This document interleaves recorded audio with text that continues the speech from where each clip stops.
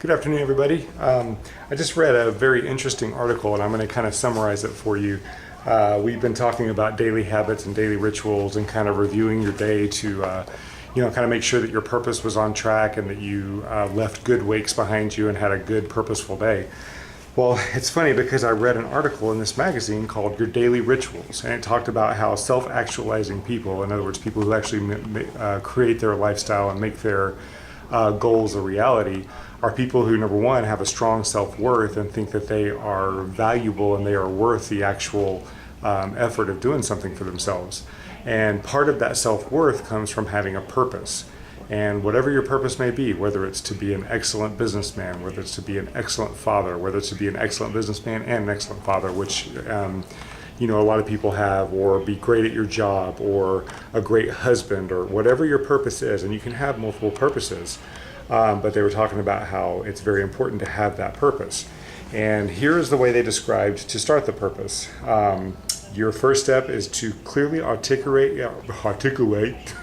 clearly articulate your reason for being, your life, and your professional purpose. So you start off a statement with, I hereby pledge my life to, and then you fill that in. I hereby pledge my life to be a great father, to be a great doctor, to take care of as many patients as I possibly can. If you're a teacher, to give my students a high quality education and make sure no one's left behind, and just whatever your purpose is, make your purpose very, very clear and write it down. And then you start a daily ritual system, and I have daily rituals that I do every day, and I completely agree with this philosophy. Ritual number one is you read your purpose statement out loud at least twice per day. Now, I like to do it 3 to 5 times per day because it helps keep you focused. A lot of times through the day we'll start getting depressed, we'll start getting down, stressed out, totally off track, scatterbrained, worried about everything that's going on around us. And it's great to have that purpose statement there and to kind of read through it and remind us about what our goal is for the life. So we don't get caught up in all the things that are flying at us. We actually just stay focused on what we're trying to do. Because that's what happens. We get caught up and we get sidetracked. Sorry, I'm trying to keep the light good. We get sidetracked and then we miss our purpose. So you read that purpose several times a day and it'll help keep you on track. The next ritual is you got to practice gratitude. You got to be grateful for what you have. And be grateful for what's giving you. One exercise that I've adopted is if I find a penny on the floor or if I find a dime on the floor, I pick it up and I say thank you and I put it in my pocket and I bring it home and I put it in a jar. I know if you can't appreciate the small things, then life will not give you the big things. Why would I deserve $1 million if I can't show a penny respect? Why would you deserve to be a manager at your job if you can't treat your patients with respect or treat your customers with respect? You got to treat where you are with respect and gratitude. Be thankful for it. Realize that you're here for a reason, and then be prepared to move forward.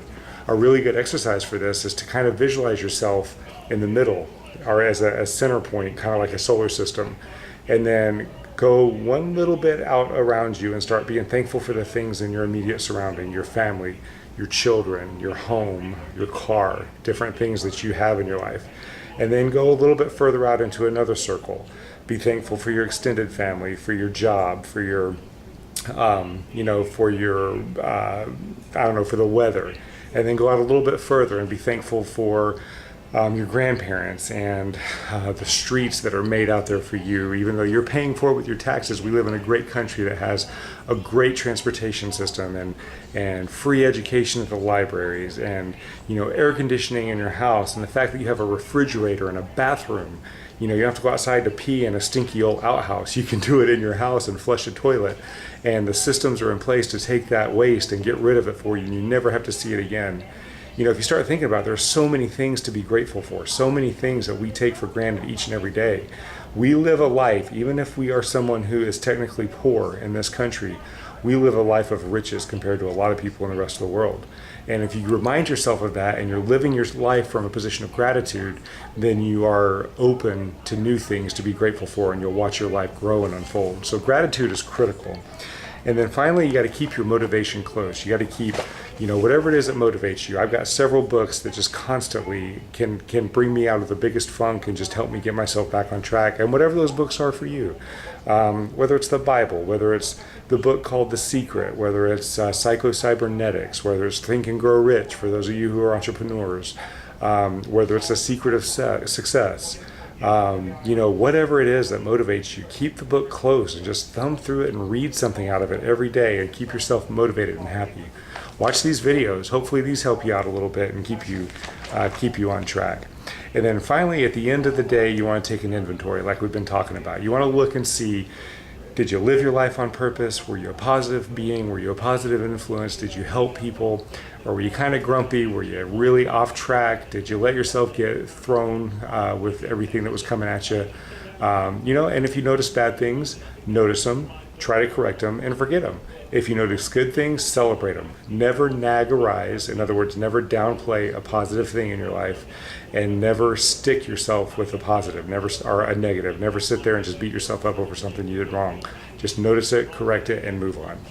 All right, so just a good way to live, good things to start, and let me know what you think about it. As always, my goal for you is to take control of your health before your health takes control of you. Have a great day. Bye-bye.